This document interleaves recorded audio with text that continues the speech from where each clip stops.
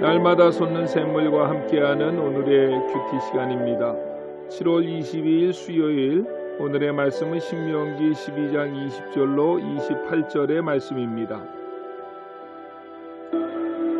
내 하나님 여호와께서 내게 허락하신 대로 내 지경을 넓히신 후에 내 마음에 고기를 먹고자 하여 이르기를 내가 고기를 먹으리라 하면 내가 언제나 마음에 원하는 만큼 고기를 먹을 수 있으리니 만일 내 하나님 여호와께서 자기 이름을 두시려고 택하신 곳이 네게서 멀거든 내가 네게 명령한 대로 너는 여호와께서 주신 소와 양을 잡아 내 각 성에서 네가 마음에 원하는 모든 것을 먹되 정한 자나 부정한 자를 막론하고 노루나 사슴을 먹는 것 같이 먹을 수 있거니와 다만 크게 삼가서 그 피는 먹지 말라.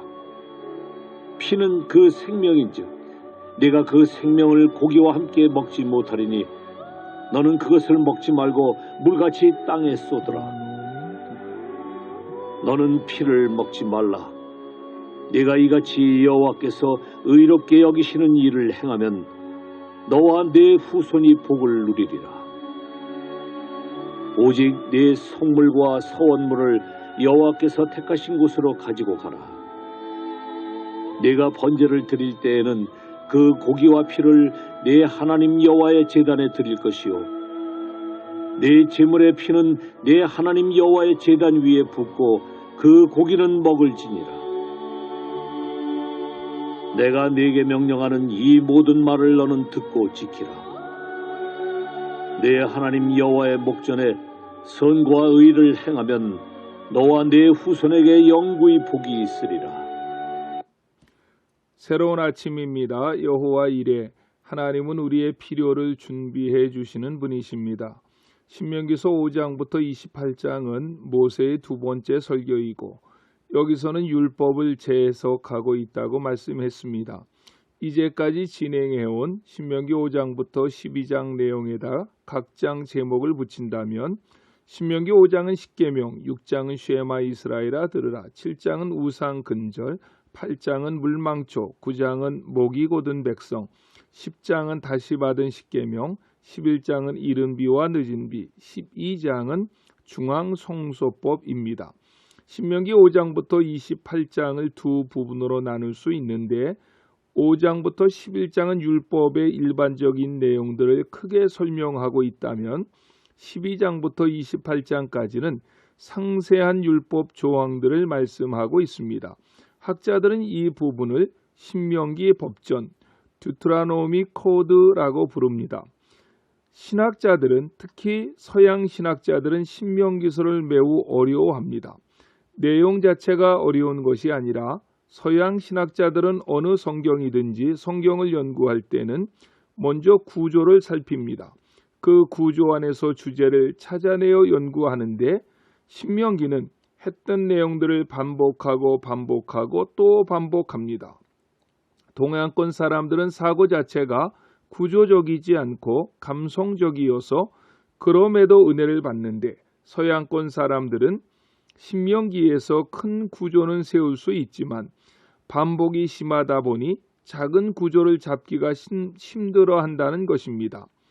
오늘 제 설교도 많은 내용이 반복될 수밖에 없습니다. 그래서 그런지 국제제자훈련원에서도 8월 달에는 신명기서를 계속 이어가지 않고 고린도전서를 하다가 고린도전서가 끝나면 다시 신명기서를 이어갑니다.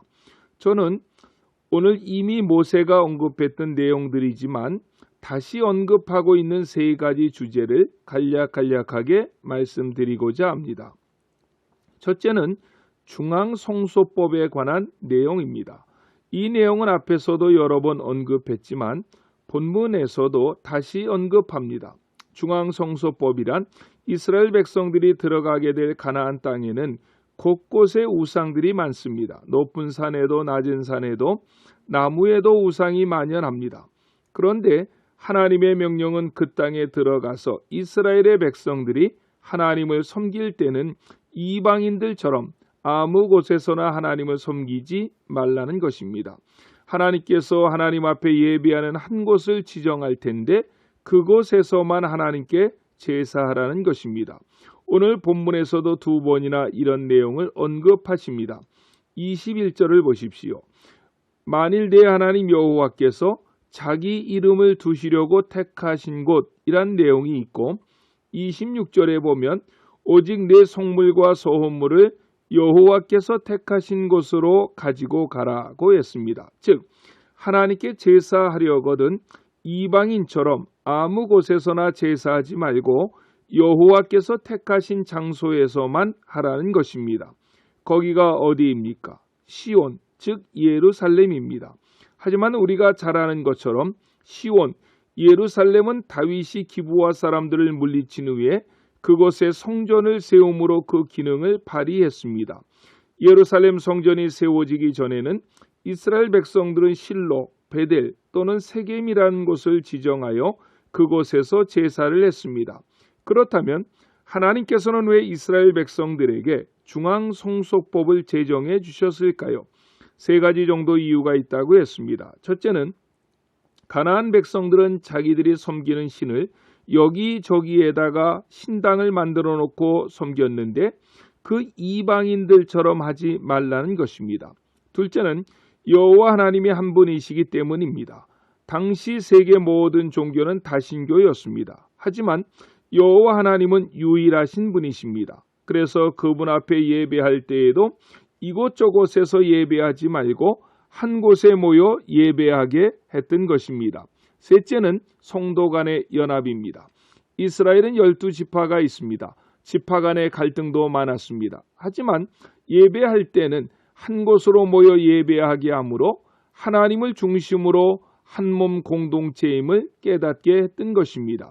이러한 사상들이 신약으로 넘어와서는 성전의 실체이신 예수 그리스도를 중심으로 온 성도가 하나 되어 신령과 진정으로 드리는 예배로 발전하게 됩니다. 큰 두 번째 대지로는 하나님의 배려입니다. 21절 하반절에 보면 너는 여호와께서 주신 소와 양을 잡아 내 각성에서 내가 마음에 원하는 모든 것을 먹되라고 했습니다. 모세는 동물을 잡아서 하나님께 제물로 드리고자 할 때는 물론 제사도 지정된 장소에서 드려야 하지만 그 짐승을 잡을 때도 역시 지정된 장소에 와서 잡아야 한다고 했습니다. 이 내용은 중앙성소법에서 자세히 설명하고 있습니다.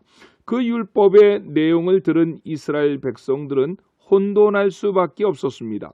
하나님께 제사할 짐승은 하나님께서 택하신 곳에 와서 잡아야 한다면 집에서 양식으로 먹을 짐승은 어디에서 잡아야 하는가 하는 문제였습니다. 이때 하나님은 본문 20절, 21절에서 분명히 말씀하셨고 어제 보았던 15절에서도 말씀하십니다. 내 하나님 여호와께서 내게 주신 복을 따라 각 성에서 내 마음에 원하는 대로 가축을 잡아 그 고기를 먹을 수 있다고 말입니다. 집에서 먹을 양식으로 잡은 짐승은 각 성에서 잡을 수 있다는 것입니다. 만약에 양식으로 사용할 짐승까지 택하신 장소에서 잡는다면 소고기를 먹고 싶으면 예루살렘까지 와서 잡아가지고 집으로 가지고 가서 먹어야 합니다. 얼마나 불편합니까? 그런데 하나님께서는 희생제사를 드릴 목적으로 짐승을 잡는다면 택하신 장소에서 잡아야 하지만 양식으로 사용할 짐승을 잡는다면 각성에서 잡아도 된다고 하시므로 백성들의 편리를 배려해 주신 것을 보게 됩니다. 세 번째로는 피에 대한 문제입니다. 23절로 25절의 말씀입니다. 23절로 24절만 읽겠습니다.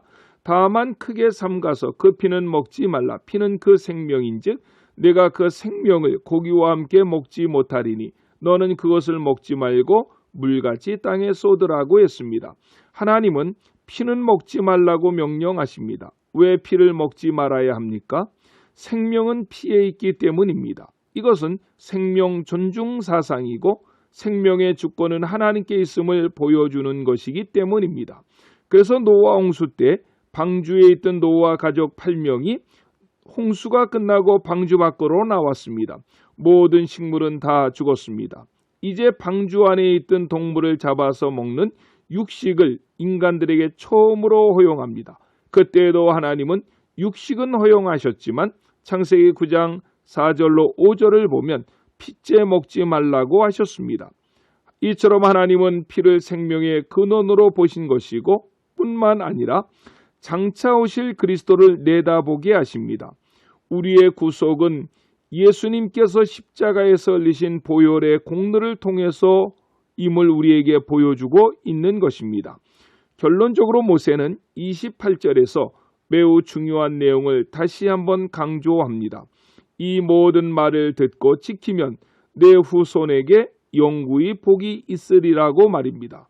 반복적으로 강조하신 모든 하나님의 말씀, 규례와 명령과 법도를 지켜 행하면 우리에게 반드시 복이 임한다는 것입니다. 이것은 오늘날에도 동일합니다.